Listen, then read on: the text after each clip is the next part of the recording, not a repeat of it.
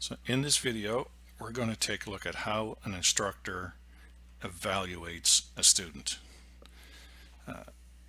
On this screen, I've logged in as my instructor, and I'm looking at the activities that I have coming up for today. Because the first thing I need to do is find out what I'm actually going to be instructing. So in my calendar, I can see I've got a number of training events. So let's take a look at this particular one. If I double click on it, it takes me to my calendar. I can see my items. If I select this one here, down at the bottom, I get more detailed information about that training event. And I can see that it's with Charles Grant. He's doing PF7, and I can take a look at the NEPAD. That's what KP stands for, NEPAD. So if I double click on that, it opens up a blank student assessment card. And what we're looking at is the basic information about the flight, who's doing it, when it is, who the instructor is, what the event name is, how long it's been programmed, and all the items that you're going to be assessed on. In addition to the items, you've also got two columns, L and M. M is the minimum score that the student should be achieving on their assessment. The L is the last value that they were assessed, if they were assessed prior to this. So now, as an instructor, that gives me an idea of what I'm going to be assessing the student on. If I want, I can print that off and put it on my NEPAD, and then I can make notes while I'm in the airplane. So I'm done with that for now. I'm going to pretend that some time has gone by and I've come back from my flight, and now I'm going to log back in. Here's my summary screen. Down at the bottom, I can see my write-ups tab now has an entry in here, and it's for a mission that I flew with a student, and now I have to write a prog card. So I'm going to double click on that particular item. It's going to take me to the student assessment area. In here, you can put an overall comment for the student. The student will be able to see this. If you want to make private comments, you can. Only an instructor will be able to see these comments. Be careful though, because some students become instructors and they would then have access to these comments, in which case the private comments are no longer private. So use them with caution. My assessment of the student is done through the tick and flick tab here. So I have all the items that I'm going to assess that student on. Not all the items for the course are listed here, only the ones for that particular flight. There may be additional items that they will be assessed on other flights, but they're not necessarily listed here. And we can see those if we go to the additional categories.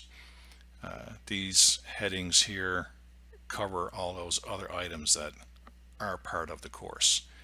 You can add them to the card if you want. You click on the area that you want, select the individual item, add it to the card. And now when you look at your scoring items, you have an additional item that you can assess. To start your assessment, click on Allow Scoring, and now you can go down through the card and tick off any of the items that you want to assess. When you're done, you click Stop Scoring, and you're done with this card. Oh, I should point out, not only can you put a score on here, let's see, this is asking me if I want to update a currency.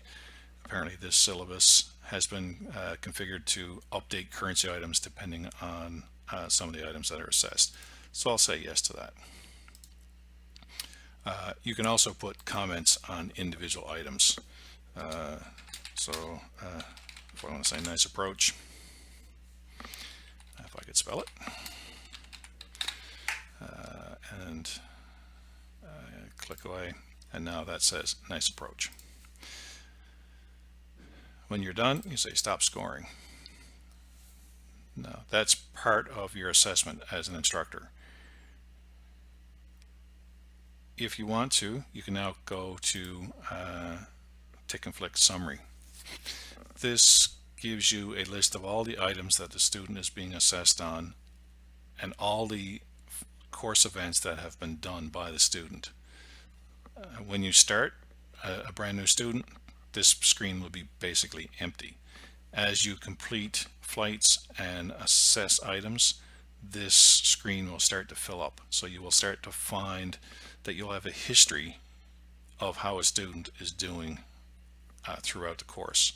So if you're a new instructor for this student, you can find out if he's having trouble areas, any areas that he's excelling in, and so on. You can also use it as a basis for determining your overall score for the card. It gives you an idea of how the student is progressing. If you're happy, you come back here and now you can give that student their assessment. So I'm going to give him a C, and I'm going to consider that to be passed. Save. So I'm done with my assessment of the student.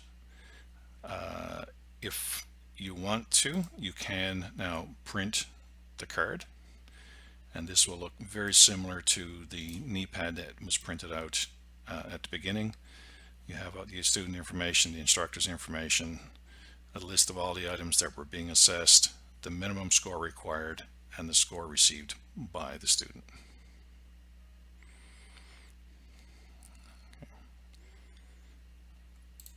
Close that. The very last thing that you need to do is release the prod card. Otherwise, the student will not be able to see it. So up until you release it, this card is private so that only the instructor can see it. Once it's released, the student will be able to view it. Save. Okay, that's the student assessment.